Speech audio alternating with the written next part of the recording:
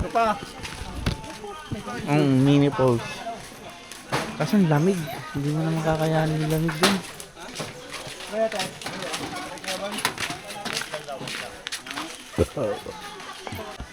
Hello mga par, nandito kami ngayon sa Lipa. Ang bagong attraction ang Biak na Bundok. Gagawan pa ng trail, no? Sakali.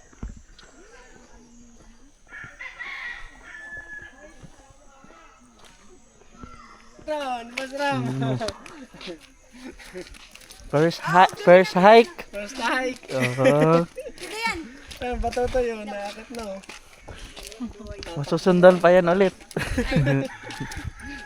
Excited kayo. Naku baka naka-easing yan. Naka-easing yan pre. Wala pang kapaguran. So nandito na kami sa may paanan ng Biak na Bundok.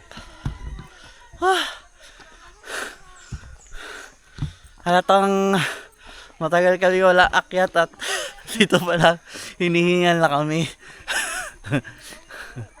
I-check namin yung area doon kung pwede bang mag-camp sa mga susunod.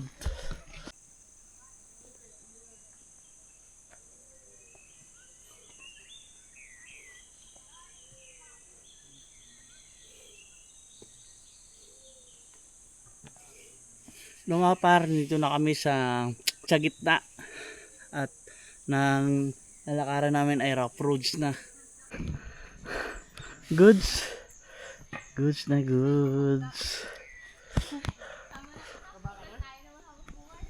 Goods na goods.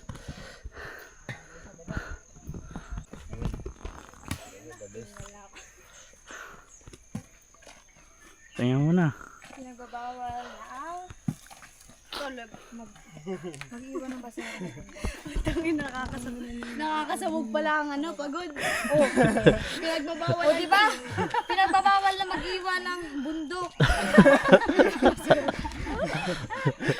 Ng basura sa bundok. Pagod lang yan, Jenny. Ayoko na.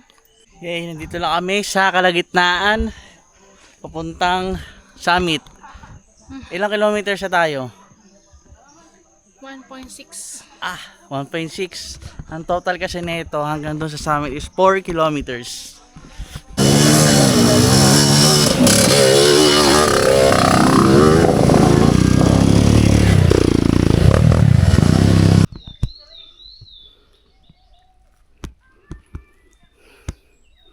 Aray, kainit.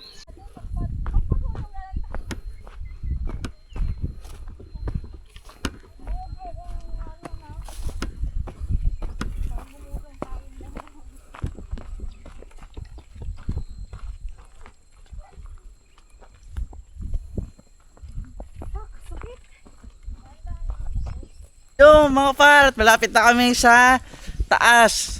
5 minutes lang nandun na kami. Musta? Papagod. In 3, 2, 1. Saan man tayo dadalhin ng mga panahong di natin hawak kahit walang kasiguruhan. Basta't sabay natin haharapin kung ang bukas ay magbago at ang landas ay mag-iba. Kung saan man tayo dadalhin, sabay pa rin akong lalakad.